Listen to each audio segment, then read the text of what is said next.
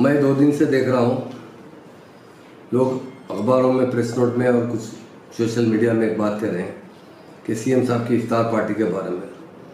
बड़ी अफसोस की बात है ये कि सीएम साहब एक वाहिद सीएम है जो हम तेलंगाना में गंगा जमुना तहजीब को फ़रोग़ देना चाहते हैं। इसीलिए वो सिर्फ मुसलमानों को नहीं, क्रिश्चियनों को भी देते हैं, उसी तरह हिंदू भाइयों को भी बदकामा देते हैं। ये गरीब जो मुसलमान हैं जो गुर्बत की वजह से नए कपड़े नहीं पहन सकते, सीएम साहब ने लाखों कपड़े तेलंगाना के जितने मसाजिदों के ज़रिए उन गरीब लोगों को कपड़े तकसीम करते हैं और वहाँ इफ्तार का एहतमाम भी करते हैं और शाम में तनाव ताम भी देते हैं। ये तेलंगाना बनने से पहले कभी नहीं था, कोई स्टेट में नहीं भी है।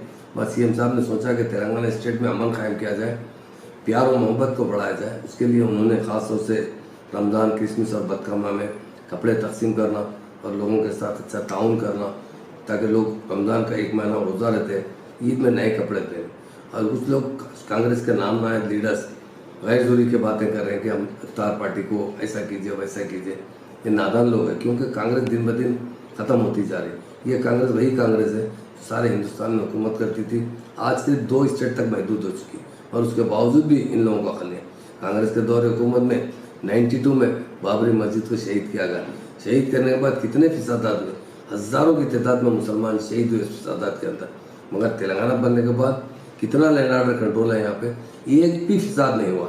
इसी वजह से नहीं हुआ कि सीएम साहब गंगा जमुना तहजीब को फ़रोग़ देते हैं। ये लोग कभी उस गंगा जमुना तहजीब को फ़रोग़ देने की तरफ कभी गौर नहीं किया। आप जानते हैं हैदराबाद में जब भी कोई फेस्टिवल आता बराबर फिसादात होते थे, कर्फ्यू लगता था। और तेलंगाना बनने के बाद आज तक कहीं भी 1 मिनट भी कर्फ्यू नहीं लगा। लोग प्यार और मोहब्बत से रहते हैं। हमारे सीएम साहब को मैं दिल की गहराई से शुक्रिया भी अदा करता हूँ। उन्होंने यहाँ नहीं, सारे हिंदुस्तान के मुसलमानों के बारे में फिक्रमंद है, क्योंकि हिंदुस्तान में फ़िरका परस्ती बढ़ती जा रही है। उसे रोकने के लिए वो सबसे ज़्यादा आगे बढ़कर उसे लीडिंग लेते हुए उसे रोकने की कोशिश कर रहे हैं। कुछ लोग आज हमारे गंगा जमुना तहजीब को देखते हुए भी ये अकल नहीं आ रही हो कि सीएम साहब जो अच्छे काम कर रहे हैं उसकी तारीफ करना चाहिए। अगर पार्टी में कोई किस्म की है तो बराबर आप तनकीद कर सकते हैं, बोल सकते हैं, पर अच्छे कामों को भी बुरे नज़रिए से सुनना ये बहुत बुरी बात है। रेजिडेंशियल स्कूल एक ऐसा मिसाल है कि हिंदुस्तान में रेजिडेंशियल स्कूल कहीं पर भी नहीं है जो तेलंगाना स्टेट में। आप लोगों ने कांग्रेस और तेलुगु देशम ने 65 साल रूल किया और कांग्रेस सिर्फ 48 साल रूल की। कितने थे? सिर्फ हमारे पास 12 रेजिडेंशियल स्कूल थे जिसमें 2000 बच्चे पढ़ा करते थे। तेलंगाना बनने के बाद आने वाले सीएम साहब ने 204 रेजिडेंशियल स्कूल खोले हैं।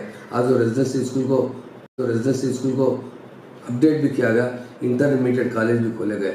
आज तकरीबन 1,14,000 बच्चे तालीम हासिल कर रहे हैं। पूरा खर्चा हुकूमत की तरफ से बर्दाश्त किया जाता है। उसी तरह इमाम और मौज़न हज़रात, कभी आपके दौरे हुकूमत में 1 पैसा दिया गया? आज 10,000 इमाम और मौज़न हज़रात को सीएम साहब हर एक को 5-5 हज़ार रुपये देते हैं। मस्जिद में इमाम साहब को 5 और मौज़न साहब को 5,000 देते हैं। इससे ज़्यादा हर मस्जिद को 10,000 रुपये देते हैं। ये सीएम साहब का बहुत बड़ा कारनामा है।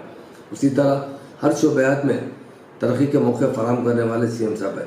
आज 80,000 मुलाजमतें फराहम की, उसमें उर्दू में लिखने का अहकाम जारी किए। एक ही बात पूछना चाहता हूँ, कांग्रेस अपने आप को बहुत सेकुलर कहती है, मुसलमानों के दोस्त कहती है। आप बताइए, इतने 65 साल दौर में कभी भी सेकंड लैंग्वेज का मुकम्मल दर्जा दिया गया? तेलंगाना बनने के बाद सीएम साहब ने 10 डिस्ट्रिक्ट को 33 डिस्ट्रिक्ट किए। 33 के 33 डिस्ट्रिक्ट में उर्दू को सेकंड लैंग्वेज का मौका दिया गया और सेकंड लैंग्वेज का दर्जा दिया गया। सेकंड लैंग्वेज होने के बाद आज एग्ज़ाम के जितने एग्ज़ाम 80,000 से ज़्यादा एग्ज़ाम अपॉइंटमेंट किया जा रहा है, उसमें भी मौका दिया गया। उर्दू जानने वाले लोग उनका सवाल का उर्दू में जवाब दे सकते हैं। इससे हमारा परसेंटेज ज़रूर बढ़ेगा। 4% का पुकारा करते हैं, ख़ास तौर से एक लीडर है तेलंगाना के, उनका कभी बकवा वही रहता है। 4% उन्होंने दिए।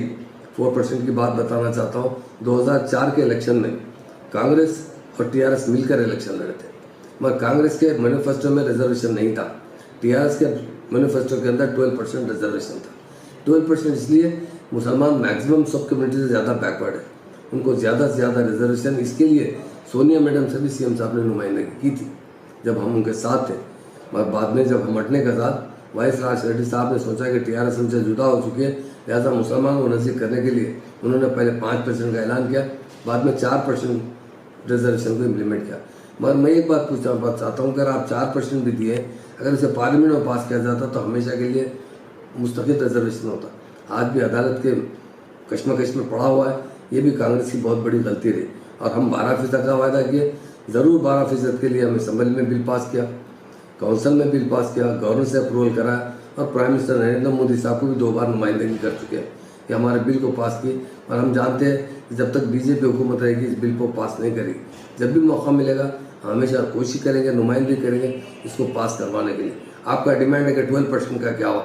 अरे 12% की वजह से ही आपका 4% मिला, नहीं तो कहाँ मिलता था मुसलमानों को रिजर्वेशन। और आज तक हम उसे कायम रखे। हम वायदा करते हैं आवाम से, जब भी हमको मौका मिलेगा, आज नहीं तो कल, कल नहीं तो जब भी मौका मिलेगा, पार्लियामेंट में जब भी मौका मिलेगा, हमारे एमपी ज़रूर इस बिल को प्रोड्यूस करते हुए उसे पास करने की कोशिश करें हजरात से। और हमारे जो भी मुस्लिम भाइयों से मेरी गुजारिश है, इससे गंगा जमुना तहजीब फ़रोग होता है। यहाँ पर बहुत से हिंदू मुस्लिम भाई मिलकर यहाँ ही नहीं की जाती, सारे तेलंगाना में की जाती। तो मेरी तमाम तेलंगाना के लोगों से गुजारिश है कि इफ्तार पार्टी में आप शरीक हुए और इफ्तार पार्टी को सक्सेस कीजिए। और आपकी वजह से ही अमन कायम होता है। और इफ्तार पार्टी का एक ही मकसद है कि अल्लाह ताला से दुआ करें अमन की, भाईचारगी की और जो है तरक्की के लिए। और ख़ास तौर से हमारे सीएम साहब की जो स्कीम है, इसको जो फ़रोग दिया गया है उसके लिए मैं उनका शुक्रिया भी अदा करता हूँ। और जो स्कीम लाते हुए मुसलमानों की तरक्की देना चाहते हैं सीएम साहब और स्टेट को तरक्की याफ्ता बनाना चाहते हैं, उनको दिल्ली गैरों से मुबारक।